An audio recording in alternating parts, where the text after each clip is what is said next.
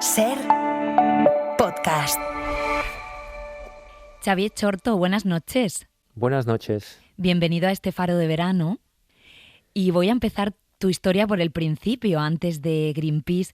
¿Cómo desarrollaste el amor por los bosques y por el medio ambiente? ¿Cómo nace el activista? Bueno, esto, como aquel que dice, lo llevo en la sangre, porque desde pequeño que me fascinaba el medio ambiente y me preocupaba mucho su destrucción. Y supongo que al ver tantos capítulos de la serie de Rodríguez de la Fuente y del capitán Jacques Cousteau en el Calipso, pues supongo que me transformé en un ecologista nato. Uh-huh. ¿Y cómo nace el activista? El que decide implicarse en diferentes movimientos para contribuir a mejorar el medio ambiente y la situación del medio ambiente en nuestro país y en Cataluña.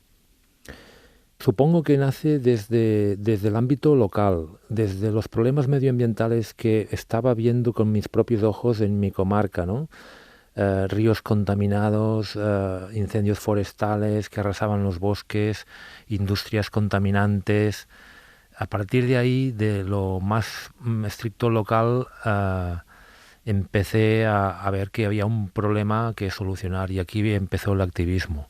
Uh-huh. Y empecé pues desde fundando asociaciones ecologistas locales hasta llegar a Greenpeace, que estoy aquí ahora, uh-huh, como vicepresidente. Sí, estábamos comentando que eres vicepresidente de Greenpeace, también eres realizador y director de fotografía en el mundo audiovisual, y también compatibilizas todo con ser voluntario en brigadas de extinción de incendios en Cataluña, y creo que todo esto de la extinción de incendios vino dado por el impacto que te provocó ver un incendio cuando eras adolescente.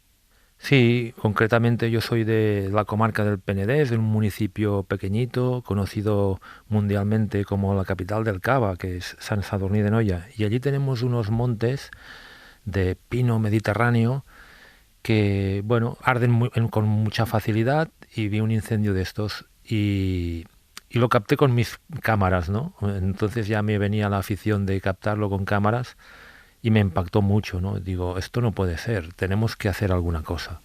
Y a partir de aquí pues empecé a formarme, a hacerme voluntario de estas brigadas forestales que en Cataluña se llaman agrupaciones de defensa forestal.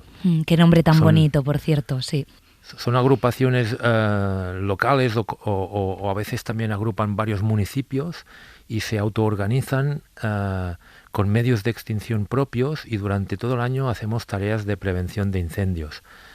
Y bueno, decir que en Cataluña estamos hablando de un colectivo de más de 7.000 voluntarios, con una flota de vehículos de extinción enorme, repartida por toda la geografía y por todos los pueblecitos más pequeños que te puedas imaginar, básicamente en el mundo rural, ¿no? Esto nos permite llegar mucho antes, muchas veces, que los propios bomberos en un incendio, porque tenemos vehículos de extinción prácticamente en todos los municipios, repartidos por toda la geografía de Cataluña, ¿no?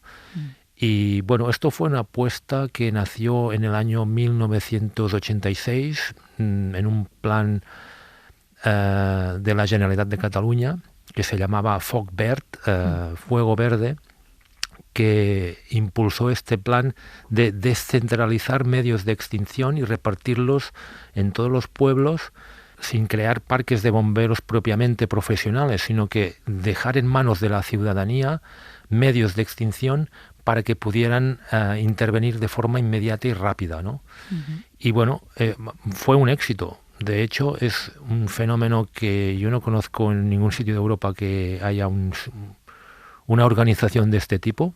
Uh-huh. La sociedad civil organizada para combatir los incendios forestales de forma voluntaria, y las estadísticas y los datos lo demuestran, ¿no? Que a partir del año 86 las hectáreas quemadas bajan drásticamente. Hay algunos picos de algunos años concretos, pero la tendencia siempre era al alza de hectáreas quemadas, y a partir del 86 la tendencia ha sido a la baja, ¿no? Y esto es gracias a la intervención inmediata. Claro. Yo siempre digo una cosa. Imaginemos un gran incendio forestal, uno de estos mega incendios de kilómetros y kilómetros de perímetro. Este incendio lo podemos apagar con un cubo de agua. ¿Es cierto o es mentira? Pues me suena extraño, pero cuéntame. Pues, sí, es posible. Sí. Porque todos los incendios grandes empiezan con una llama muy pequeñita. Si llegas en el tiempo justo que empieza, lo puedes apagar con un cubo de agua o con un vaso de agua. Es cuestión de llegar en el tiempo preciso que empieza el incendio. Qué interesante. Además, trabajáis también mucho en la prevención. Por ejemplo, tengo entendido que tenéis una red de comunicación para vigilar el territorio con vídeos, que usasteis cabras para limpiar el campo y constatasteis que funcionaban muy bien. Todo este tipo de cosas que pueden ayudar a crear pues una política de prevención muy fuerte. Sí, hemos estado pioneros en muchas cosas. En la red de videovigilancia forestal también fuimos pioneros aquí en Cataluña y actualmente, por ejemplo, en mi comarca hay una treintena de cámaras situadas en las cumbres de las pequeñas montañas que hay en la comarca y desde allí podemos observar cualquier columna de humo. Ahora hemos integrado la inteligencia artificial que es capaz de distinguir una nube de otra variación de la imagen y nos da un aviso, una alerta de que aparece un incendio en una imagen. Y en cuanto a los rebaños, nosotros esta experiencia pionera la hicimos hace 23 años con un rebaño de cabras y dijimos que era una solución, no la única, pero una solución para combatir los grandes incendios forestales. En aquella época nos dijeron que si estábamos locos. Fíjate, y ahora se habla como una solución bastante destacada. Y ante la inactividad de los políticos y de nuestros gobernantes, decidimos al final comprar 3 rebaños de cabras, los juntamos y nos fuimos a pastorear por los montes para hacer prevención de incendios. Y os aseguro que rentabilidad nula, porque el oficio no es rentable. Nosotros aún teníamos que poner dinero para poder mantener el rebaño, pero si tuviéramos que hacer con máquinas lo que hicieron aquellas cabras, había un ahorro de un 90% del coste. Fíjate. Y estas cabras, que eran unas 500 más o menos, comían cada día 3,5 toneladas de hierba, haciendo franjas, cortafuegos, zonas estratégicas. Esto multiplicado por los 365 días del año y es una barbaridad lo que realmente hacen. Sí, que digas esto. Te pregunto como vicepresidente de Greenpeace, pero también como brigadista, ¿qué lectura haces de los incendios de este verano? ¿Has vivido, por cierto, alguno en primera persona? Sí, ayer mismo, al lado de mi pueblo. Ayer mismo, al lado de mi pueblo, fui a apagar un incendio en el municipio de Subirats y teníamos mucho miedo porque es una urbanización que está en medio del bosque y, bueno, la gente no es consciente del riesgo que eso supone, ¿no? Yo, por ejemplo, en mi pueblo, es un pueblo que está rodeado de viñedos, Sant Sadurní d'Anoia, y los payeses que cultivan estos viñedos no saben que nos están ofreciendo protección y seguridad ante los incendios. Mi casa, por ejemplo, en el pueblo no se va a quemar nunca por un incendio forestal, porque hay unos viñedos que hacen de cortafuegos alrededor del pueblo. Pero, sin embargo, al municipio vecino de al lado hay urbanizaciones dentro del bosque con pinos al lado de las casas. Y, evidentemente, cuando llegue el fuego allí, no podremos destinar un vehículo de extinción a salvar cada casa. Yeah. Pero la gente no es consciente del riesgo, ¿no? ¿Y por qué arde España? ¿Y cómo podemos evitar estos incendios y la potencia que tienen ahora mismo? Bien, hay 2 factores fundamentales que impulsan estos mega incendios tan grandes, que son el cambio climático, que favorecen cada vez más a los incendios, altas temperaturas, bajas humedades, olas de calor, fenómenos extremos, sequías. Y luego hay otro factor que es el abandono del mundo rural. lo que decíamos antes, ¿no?, de los países. Los países nos ofrecen seguridad, nos ofrecen protección, y esto nadie se los ha agradecido nunca a ellos, ¿no? Y sin saberlo están haciendo una labor importantísima para el medio ambiente y para la sociedad. Y tanto. El abandono del mundo rural favorece estos grandes incendios. 50 años atrás los bosques eran, no tenían esta continuidad tan seguida y no podían arder tantas hectáreas. Y además los bosques estaban explotados de una forma, sostenible en algunos sitios, de forma que se sacaba leña, se sacaba combustible, ¿no? Uh-huh. Y no ardían con esta intensidad y con esta violencia que tienen hoy. Xavi, y creo que habéis hecho una estimación de cuánto dinero necesitaría España de inversión para prevenir los incendios, porque hace falta esa inversión. Sí, mira, por cada euro invertido en prevención, evitamos un gasto de 100 euros en extinción. Fíjate. Esto dice mucho. La extinción de un incendio forestal de promedio, porque son promedios, cuesta 19.000 euros la hectárea. Si destinamos dinero a la gestión forestal, para gestionar una hectárea de monte, tenemos que invertir 3.000 euros. O sea, 3.000 euros frente a 19.000 euros por hectárea.